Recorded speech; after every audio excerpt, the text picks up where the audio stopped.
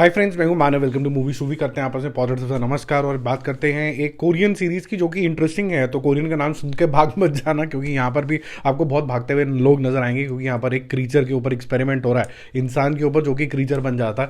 तो Korean series है, इसका नाम है योंगफुंग क्रीचर और इसका पार्ट 2 अब रिलीज हो चुका है। पार्ट 1 को काफ़ी अच्छा रिसेप्शन मिला था, यहाँ तक कि कंट्रोवर्सी भी क्रिएट हो गई थी, क्योंकि बहुत से जापानीज ने बोला कि जो क्लेम कर रहे हैं ये साउथ कोरिया वाले, ये बिल्कुल भी सच नहीं है, हमने कोई एक्सपेरिमेंट नहीं करे थे। और हालांकि जब आप ये सीरीज देखेंगे, इसके अंदर काफ़ी सारे ऐसे क्लिप्स और फोटोज दिखाई गई हैं जहां पर जेन्युइनली शायद कुछ तो हुआ था। आप उसको उसी क्वेश्चन पे छोड़ देते हैं। तो पार्ट 1 जो था वो इस्टेब्लिश करता है कि कुछ एक्सपेरिमेंट हो रहे हैं और वर्ल्ड वॉर का सीन पीछे बैकग्राउंड में दिखाया जाता है। बिल्कुल ही वैसा सेटअप है, चाहे लोग अटायर हो, हेयर स्टाइल हो, गाड़ियाँ हो, बंदूकें हो, इवन वो डायनामाइट जैसे बॉम्ब्स हो, सब कुछ आपको उस तरीके से दिखाया जाता है। तो पता चलता है कि एक क्रीचर का इजाद करने की कोशिश करी जा रही है। सारे जो एक्सपेरिमेंट के अंदर है फेल होते चले जा रहे हैं, बट एक क्रीचर बन जाता है।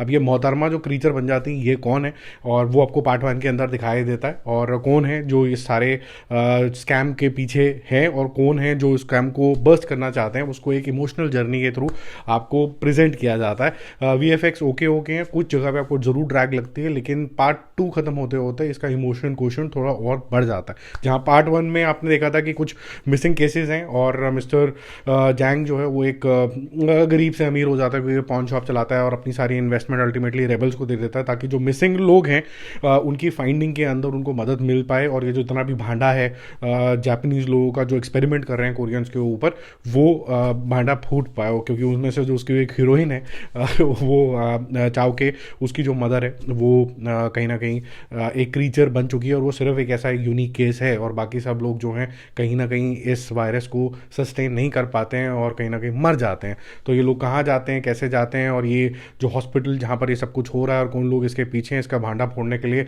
जाएंगे। और उसकी गर्लफ्रेंड और कुछ रेबल्स जो हैं फाइनली जाते हैं और हॉस्पिटल पर अटैक करने के लिए। और यहाँ पर आपकी सीरीज का पार्ट 1 क्लोज हो जाता है और पार्ट 2 का उजागर होता है, जहाँ पर जंग पीछे रह जाता है। अब जंग को कौन रेस्क्यू करता है, वो एक इंटरेस्टिंग एलिमेंट है यहाँ पर, और क्योंकि वो हीरो है, वो इतनी आसानी से मरेगा नहीं।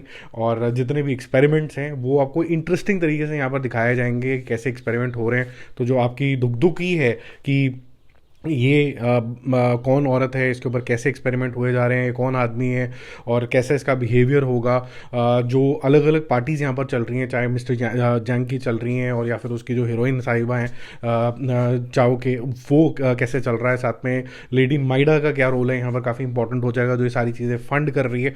तो कुल मिला के काफ़ी अच्छा तरीके का एक समा बन जाता है। और एंड होते होते मैं बोलूँगा कि जिस तरीके से इसमें क्रीचर का यूज़ किया गया है, हालांकि वीएफएक्स थोड़े ढीले हैं इसके, लेकिन इसके पीछे एक इमोशनल एंगल डाला गया है क्रीचर के पीछे, जो कि आपको काफ़ी ज़्यादा रिलेटेबल लगेगा, क्योंकि इसके अंदर कहीं ना कहीं माँ की ममता रिलेटेड है। अब कैसे रिलेटेड है, क्या क्रीचर का दिमाग चल सकता है कि नहीं चल सकता, वो सब चीज़ें जो है मैं आपको थोड़ा सा सस्पेंसफुल तरीके से छोड़ देता हूँ। और ये भी छोड़ देता हूँ कि इसके मेन कल्परेट्स क्या हैं और उनका एंड में क्या होगा, क्या इसका सीजन 2 भी बनेगा कि नहीं बनेगा, ये सब चीज़ें जो है उसके अंदर देखना। ओवरऑल बेसिस पे मैं बोलूँगा ये सेटिस्फाइंग सीरीज़ है। जस्ट दैट जो कोरियंस हैं, they have to learn the art of saying more in less episodes, वो वाला इसका प्रॉब्लम है। सेकेंड प्रॉब्लम है इसके वीएफएक्स, जो कई जगह पे बहुत ज़्यादा शॉर्टी लगते हैं। और तीसरा जो मैं एलिमेंट ये बोलूँगा कि कुछ कुछ जो सपोर्ट कास्ट है, जो एक्सटेंडेड सपोर्ट कास्ट है बियॉन्ड द मेन कास्ट, जैसे हीरो हीरोइन और उसकी एक्सटेंडेड फैमिलीज, उसके बियॉन्ड जितने भी लोग हैं वो मेरे ख्याल से बहुत अच्छे से चूज़ नहीं हुए हैं। वो थोड़ा सा एक्टिंग में आपको थोड़ी सी कमी लगती है, बट इसका एक जो स्टोरी का जो क्रक्स है वो काफ़ी ज़्यादा सॉलिड है, नया है, क्योंकि एक पीरियड ड्रामा हो जाता है, साथ साथ में कुछ एक्सपेरिमेंट्स भी हो जाते हैं, उसके अंदर ह्यूमन एलिमेंट भी बहुत ज़्यादा आ जाता है। ह्यूमन एलिमेंट के अलावा जैसे मैंने आपको बताया कि कुछ अपने बहुत क्लोजी संबंधियों का क्रीचर बन जाना, और उसमें फिर आप क्रीचर के साथ क्या करोगे जब संबंधी ऐसा बन जाएगा, तो क्या मतलब उसका भी थैंक यू वेरी मच कर दोगे, क्योंकि you have to end all these creatures who will eventually be against humanity, something like that. तो वो सारी जो चीज़ें हैं वो यहाँ पर इस पूरे शो को थोड़ा सा इंटरेस्टिंग सा ज़रूर बना देती हैं, और जिस तरीके से पीरियड लुक दी गई है वो काफ़ी ज़्यादा इंटरेस्टिंग हो जाता है, including cars and all of that. जैसे मैंने आपको बताया। बाकी देखो, I am sure you will enjoy. मेरे ओवरऑल स्कोर जो पार्ट 1 और पार्ट 2 का मिला के होगा वो होगा 8।